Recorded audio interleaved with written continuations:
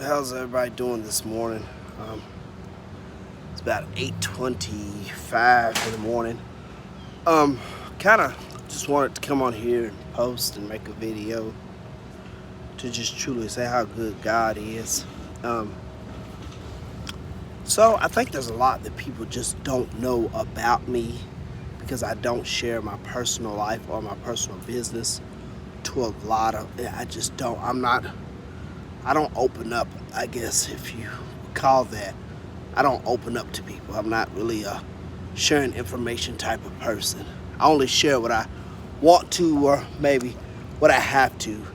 Um, I want to say that when I was about 15 years old, I found out, maybe I was younger than that, I was maybe 10 years old, I found out that I was adopted.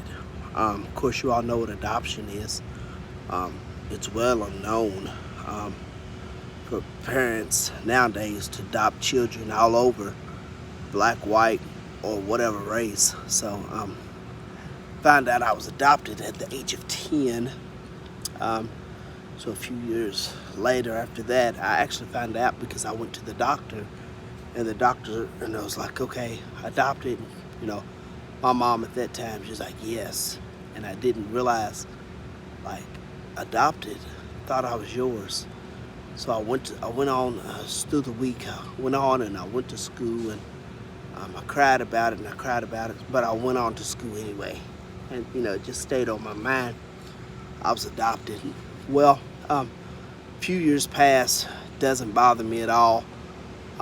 Just knowing that I'm adopted, or just knowing that I have parents out there that I belong to, or that that are kin to me. So maybe I was 17.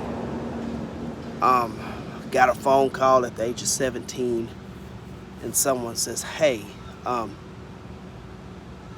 it wasn't it. No, it wasn't it. It was snowing outside. It was January, maybe December, late January, and it was still snowing. So I was 17 years old. I was outside playing in the snow. I got called in the house by my adopted parents, and they said, we have to talk to you. We have to tell you something. So I'm taking off all my clothes because it's wet, it's cold. I was outside playing in the snow. So I came in and outside playing in the snow or whatever. And so I'm like, okay, what's up? And it's like, you're adopted, but we need to tell you that your biological mother has passed away. What? They're like, yes, your biological mother has died. So I was asking questions, what did she die from? What happened? Where did she live? What's going on? And because I didn't know. I was only 17 years old at the time, need I remind you. So at this time, I was 17 years old, just in shock, not knowing that you all still had conversation, not really conversation, but you all kind of knew about her and where she was or whatever. So they told me this, like, hey, she's in Tampa, Florida. And so when I found out that she had died, I ran downstairs to my room. I called my friend, which at that time was one of my best friends, and I consider her to still be one of my best friends. Her name is Randy, and I called her, and she was actually my next door neighbor. And so I called her. She was like real close to where I lived at. So I called her and I just cried to her, and I vented to her for a while, and I just kind of vented to her. Then after that, I guess I walked back upstairs, and they're like, okay, what do you want to do? Do you want to go to the funeral? And I'm like, I don't know. Do I need to? It's like, yeah. So I came to Tampa, Florida, where my mom was currently living at the time. So I came to a funeral. Make a long story short, I went to her duplex. Met her boyfriend at the time that she was dating. So what happened was, I didn't have a, we didn't really have a lot of time to like go down there and bury her and hang out. We had some other stuff to do back in Kentucky. So we drove down there. We talked to the funeral home that, we found out what funeral home she was at. And we're like, hey, can we just come see her body?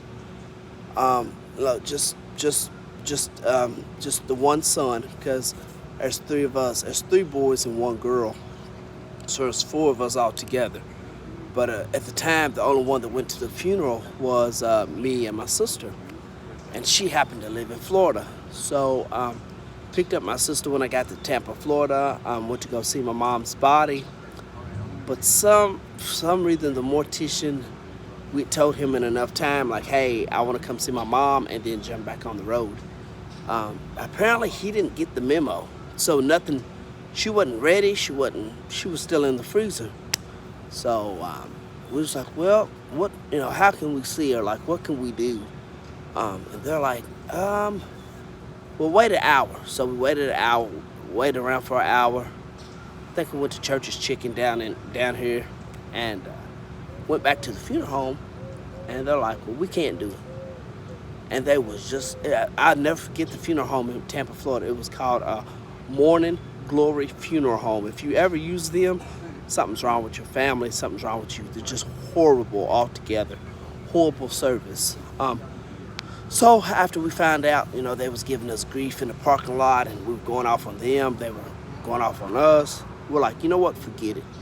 My sister's crying because they won't let her see her mom. They won't let me see my mom. And I'm like, forget it. Let's go back home. So we all got back in the car. I dropped my sister off at her house. We drove all the way back to Kentucky.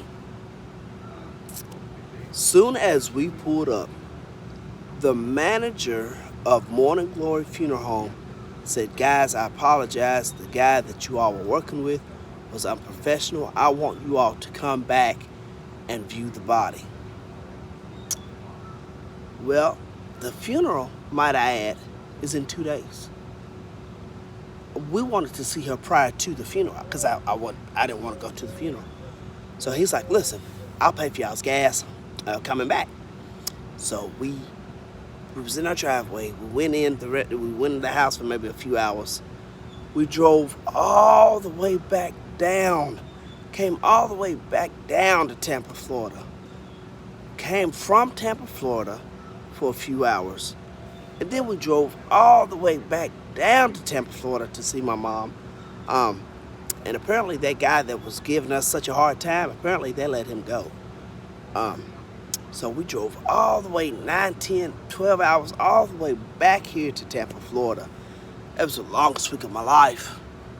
Well, a few days rolled by, the funeral, it's time for the funeral. So I get up that morning, get dressed. I go to her apartment, or her duplex. She was living in a duplex, so I go to her duplex. Long story short, I meet her boyfriend. I guess his name was Rick at the time. I don't know if he's still alive now. But I go to the apartment, the duplex, look around, and I'm like, is this it? Whatever. She had been sick or whatever. My mom had been sick, so she wasn't in the best of health. So, okay, so I get in the funeral, the hearse, me and my sister and this guy named Rick, the guy she was dating. We go to the funeral home, pull up. I walk in the funeral home. It's trash. It's dirty. It's just horrible. Morning Glory Funeral Home sucks. They're probably not even open anymore. So I go up to the casket. I automatically see myself in her at the age of 17. I look so much like my mom at the age of 17. So I started to kind of cry. Not because I was sad, but I cried because I wouldn't have the chance to like see her or meet her or see what life was about. Like, I cried not because I was mad or sad. It was just that I was sad at the fact that there was a path that I never got to go down or venture to, or there was a path that there was a door that just didn't open. So I was more upset and crying at the funeral because of that. But I debated in my mind, like, you abandoned me and my brother and my sister. Like, you abandoned us. Like, why should I even care about you? Why should I even come to your funeral? Like, who are you? Um, and from the time that I got that call in the kitchen to the time that I got to which was 2 or 3 days later, almost a week later, I wrestled. I did. My flesh was weak. I wrestled with being angry at her and being bitter because she never got to experience her 4 children in their full capacity. I was angry, I was bitter, I was mad. Why she would just give us up? What happened? Why did you? There's a lot of questions of why did you give us up? And I was mad, I was angry, I was frustrated. Even at God, I was mad. I said, God, how could you fail me? I wanted to know my real mom. I wanted to know my real dad. God, why did you fail me? And so I walked in the funeral home and I looked at her body. Something came over my spirit when I looked at my mom's body. And I just started to say the words, I forgive you. And people wondered, like, why are you saying that? And I said it real low, but people still heard what I was saying. I forgive you, I forgive you, I forgive you. Because in life, sometimes you're just not able to take care of your children. And I advise you that if you're not able to take care of your children, please make sure you find a better home for them. And I forgave her right then and there. So I dried up my tears. I told myself to shut up. The funeral went on, and I just said, okay, here's what it is. You can't cry over something you never had, and you can't cry over something you've never known. So I sucked up my tears, and she got cremated. They wanted to know if me being the baby son, if I wanted her ashes to go back home with me. And I simply told them, hell no. I will not take a dead person here. I will not take a dead person there. I will not take a dead person anywhere. I told the mortician, I said, personally, I don't know my mother. I said, but if you know her better than me, you can have the ashes. And so her boyfriend, he agreed to take her ashes, because I wasn't taking the ashes back, bringing them back to Kentucky with me. I would look stupid with ashes. No. I'm not taking your ashes back to Kentucky. I don't know you. So her boyfriend, he took the ashes or whatever. So we get back in the car and we say our byes to my sister. We rode back home another 8, 10, 12 hours. And I just thought to myself, seeing how Tampa was and seeing some of the stuff, some of the places and some of the things that she was experiencing, I really had to say, on the way back home from my mom's funeral. Oh, by the way, when my mom died and they cremated her, her boyfriend got drunk and knocked her ashes over like 2 days after the funeral. So, stupid. But yeah, he got drunk as a skunk and knocked her ashes over into the trash can. How convenient. So, but on the way back to Kentucky after the funeral, I just started to tell God, thank you. Thank you for better living conditions. I'm now 32 years old. I can truly say that I thank God he took me from the pits to the palace. Not to brag, not to boast, but I seen at the age of 17, I seen the way my mom was living, and I see the way I was living, and then the way I live now. I don't think nobody, even on drugs, would have traded their life, a good life that I had, to what I was going to have if I lived with my mom. So at the end of the day, God knows what he's doing. At 32 years old, I don't boast, I don't brag, but I give God all the glory for everything that happens to me in my life. Although you hit bad luck sometimes you hit a snare in life, you hit a snare in the curb in life, but there's not many I can say that I've hit. And my adopted parents, My mom, she just died.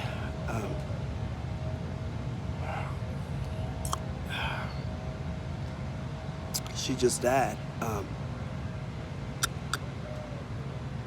That right there took me over. I can't lie. My mom, she died last year, and that really just, my adopted mom, that done something to me. When my biological mom died, didn't do too much to me. Didn't know her. Who cares? But when my adopted mom died, that takes a hold of my heart, man. Every day. She died in 2019. God, it takes oh man. They don't prepare you for death. My biological mom, it is what it is, but my adopted mom, God, that was my mom. And her and my dad raised me. They raised me good. They raised me well. They raised me great. Some people say they raised you as millionaires. And I don't boast, I don't brag. But God has truly been good to me. Everything that I have, everything that I do, I thank God for my little family that I have, my 2 kids. I thank God for everything that has happened in my life. There's not much I regret. I have a beautiful family. I thank God for my uncle stepping in and taking his brother's kids. And if y'all look at my previous videos, that's actually my biological dad's house that caught on fire. And people ask me, they said, why are you doing for your biological dad when he didn't do nothing for you? I said, because now I can turn the tables. I can show you what a mighty God I serve. Because no matter who took care of me or why they took care of me, or if they didn't take care of me, the God in me tells me to take care of them, because that's part of being a Christian. It's in my heart. So when my uncle / my real dad, when his house caught on fire, I was able to help him out. Come to find out, him and I are pretty close now, closer than ever. And I thank God for the life that he shielded me from. I do. I thank God every day for the life that could have been, that God just, he reached down and he took me out of the situation and he put me in a better situation. That life is great, life is grand. Some people say I'm living my best life. It's okay, but I have the best life. When you have the best life, you don't have to. I'm living my best. You don't have to do that, because you are the best life. You deserved it. You see it. You've lived it. You've lived the best. So when someone says I'm living my best life, doesn't bother me, because my life is the best. I'm at 32 years old. Work, sleep, and eat, and enjoy life is what I do, and I keep my faith and my trust in God. And that's how everything goes so good for me. Everything goes right. Jobs, friends, relationships, family.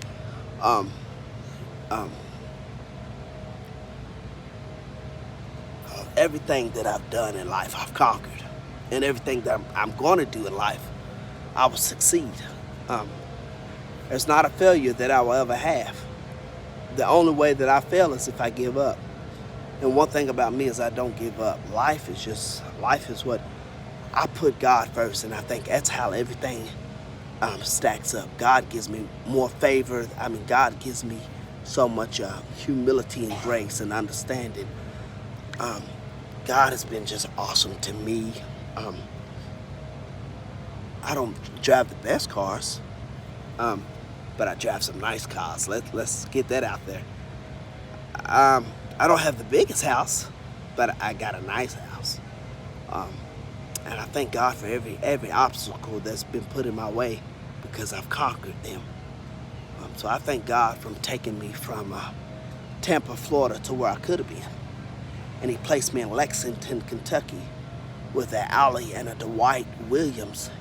And he took my life and he shielded that life. And he said, son, you'll never have to stress again. And that's basically what has happened to me in my life, all my life. Even at 32 years old, I am A-okay. Thank God for that. My kids, okay. My family is okay. I don't have to worry about the next meal. I just want to encourage somebody that if you trust and believe in God, you'll make it. You'll see the fruit of your labor one day. And not to say that I see the fruit of my labor right now, but I'm going to see it. There's nothing to life but to trust God and do His will and believe in Him. And I thank God for His promises of yes and amen. Because right now I'm truly living a yes and amen life. Not to boast, not to brag. Yeah, sometimes it gets hard, but you know what?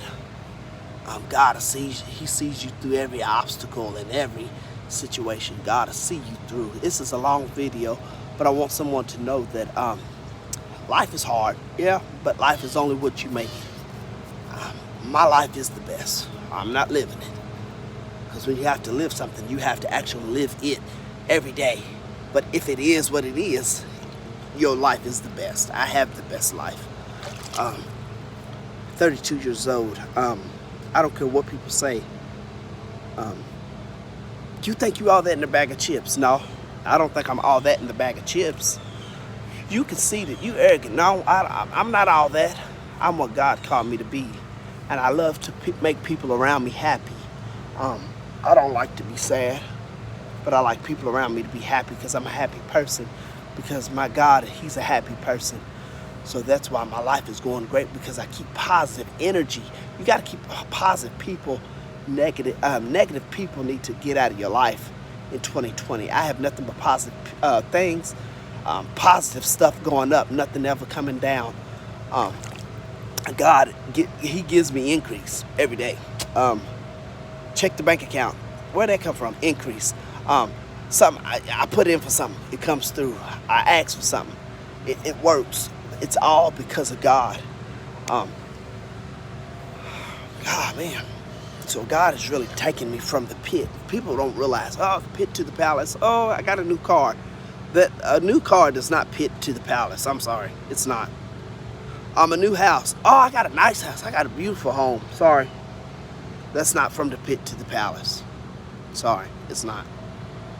Pit to the palace is when God has taken your life from one place, not just your house and your physical, spiritual being, but when God takes you from one place and you see that your place of comfort at that time is not the best, it's not the best living conditions, it's just not overall good for you. When God gives you a tremendous blessing to the palace, it could be, I guess it could be a house, a car, it could be anything you need. But it's, when you say pits to the palace, it's a spiritual thing. And I think a lot of people forget that. They do the materialistic thing, but for me it's a spiritual thing. From being dead to alive. And I thank God that He's given me life. Abundant life. And I told myself that in 2020, in 2021, I'm going to start taking vacations like you wouldn't believe. I'm going to start taking them tremendously.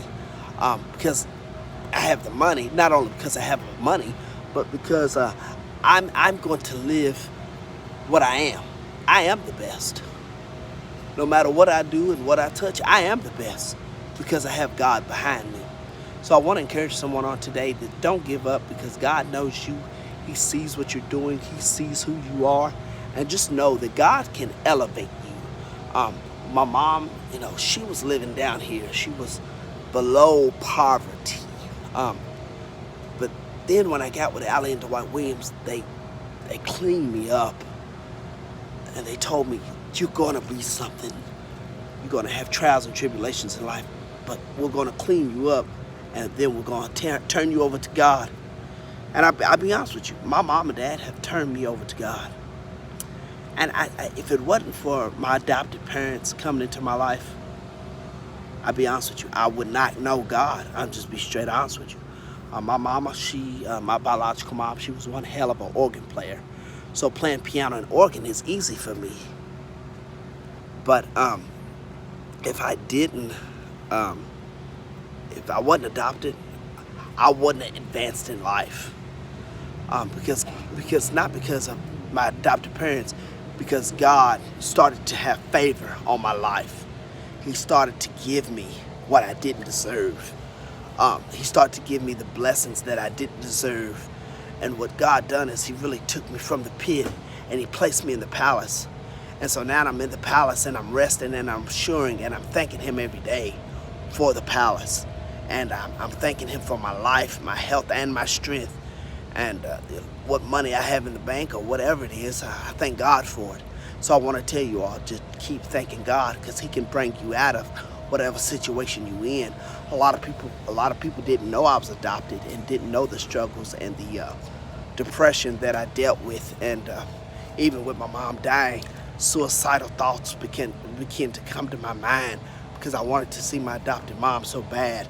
But I remember that I have 2 kids, I have a beautiful family, I have people that love me, and I can't give up because God has called someone home. I don't care who you are and what you are, when your mama dies, you in bad shape. But if you have hope and faith in God and trust in him, he'll make everything all right.